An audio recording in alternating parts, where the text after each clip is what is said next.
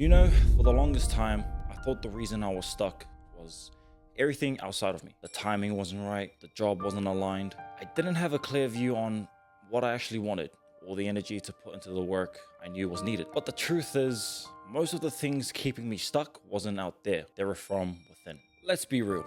Rebuilding yourself isn't some shiny, feel-good process. It's hard, it's uncomfortable, and most days it feels like you're figuring it out as you go. But that's okay, because this isn't about some perfect version of you. It's about showing up for yourself, one step at a time, one brick at a time.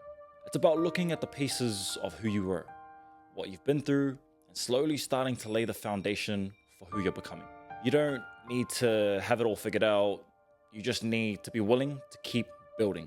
In this series, we're not pretending it's easy.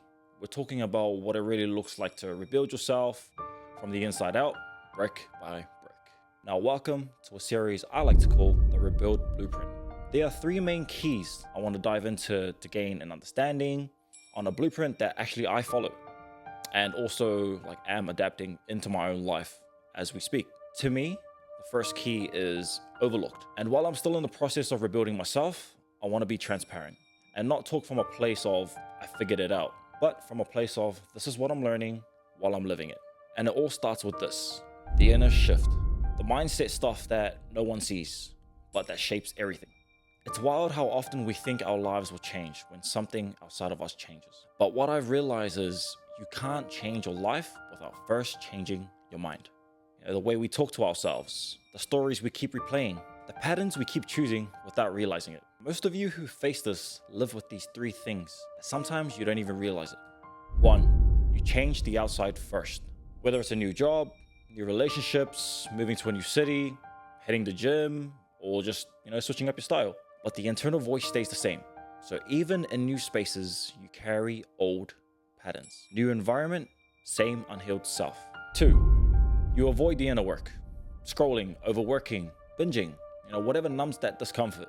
Because it's easier to distract than it is to reflect. You avoid silence because silence reveals. Silence reveals your clarity, your inner wisdom, the small voice of intuition that gets drowned out by the world. The space where healing begins and truth settles in. And that's terrifying because once you see something clearly, you can't unsee it. Silence brings awareness, and awareness brings responsibility. Realizing the importance of silence was a turning point for me. It shifted the way I approach my goals and aspirations, taking time for quiet reflections that helped me make more intentional decisions.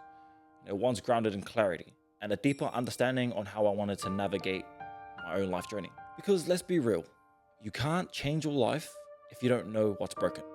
And if you don't know what's broken, until you sit in silence long enough to hear what's been whispering underneath all the noise, and when it's that heavy and uncomfortable, we'll run from it or cover it up with distractions. Now, three, you think mindset equals just positive thinking, when in reality, mindset work is actually often messy.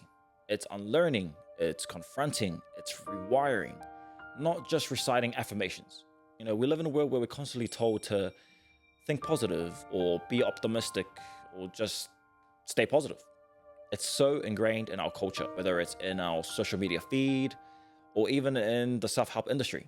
You've seen it, motivational quotes plastered everywhere, or influencers talking about just how changing your mindset will solve all your problems. True mindset work isn't as clean and tidy as we want it to be. It's not just about switching from negative thoughts to positive ones, like flipping a switch. It's more like digging through layers of dirt and muck to get to the gold beneath. When you start the process of rewiring your mind, you have to unlearn things you've believed for years. You have to confront parts of yourself that you'd rather leave buried. You have to rewire your patterns, which is uncomfortable, often painful. Sometimes you feel like you're going 2 steps forward, 1 step back, which sounds nice, which is right. But here's the thing, mindset work is way deeper than just reciting affirmations or forcing yourself to feel positive all the time. Before you can build new, empowering beliefs, you have to unlearn the limiting ones you've held onto for so long. The I'm not good enough, the I'll never succeed, I'm always the problem. These are beliefs that shape how we see the world and how we see ourselves. They're often so deeply rooted that they feel true, even though they're not. Unlearning these beliefs take conscious effort. It requires awareness of your thoughts and actions, It's about confronting the narrative you've carried and realizing that they might not be true anymore. True mindset work isn't about getting it perfect or being positive 24/7. It's about embracing the full spectrum of emotion and experience. For example, you can acknowledge your fears, still choosing to move forward. You can feel disappointment, but not let it define you. You can have a bad day without thinking your life is falling apart. Mindset work is about balance, not about pushing away the hard stuff, but learning to sit with it, reflect on it, and allow it to be a stepping stone towards growth. It's about becoming aware of your thoughts, being kind to yourself through the process, and recognizing that change is gradual and not linear. Growth happens when you're willing to face the truth about who you are, who you've become, and when you embrace the discomfort that comes with that change. Here are a few mindset traps that I've noticed for the past few years that you probably have as well. Comparison, looking at someone else's progress, feeling like you're behind, forgetting that I'm not even in the same race. And even if I was, it's my pace. It's at my own pace, the way I kind of want to pace myself and move forward. Fear of judgment, worrying so much about how it looks that I don't give myself the chance to actually grow. It's weird. We keep trying to become someone new while still performing for the people who only knew the old version of us. That tension, it'll keep you stuck forever if you don't call that out. So I've started doing a few small things, nothing amazing, but they're helping me shift the way I think. For example, one of them is gratitude, not in a toxic positivity way, but in the let me remind myself what's still working kind of way. Because your mind can't live in lack and gratitude at the same time. Another one would be intentional solitude, not isolation, but space. Time with no noise, no distractions, and just me, my thoughts, and whatever I find there. And to be honest, I'll be pretty straightforward. Silence used to scare me heaps. Now I kind of crave it. Even when it shows me things I'm not ready to face, that's a work in progress. Also another thing that I've been trying to rewire is my relationship with failure and discomfort. Before I used to see failure as a stop sign. Now I'm learning to see it as feedback.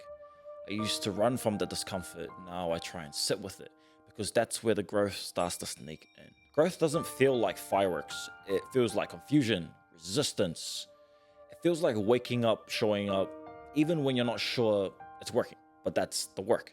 So yeah, the rebuild starts here, not with a new job, not with a glow up or a new relationship. It starts with new thoughts and new awarenesses. But that shift, that inner shift, is changing how I see myself. And I think that's where real change begins. Now, if any of this resonated, take a moment and ask yourself, what thought loop are you stuck in right now? And what would it look like to break free from it?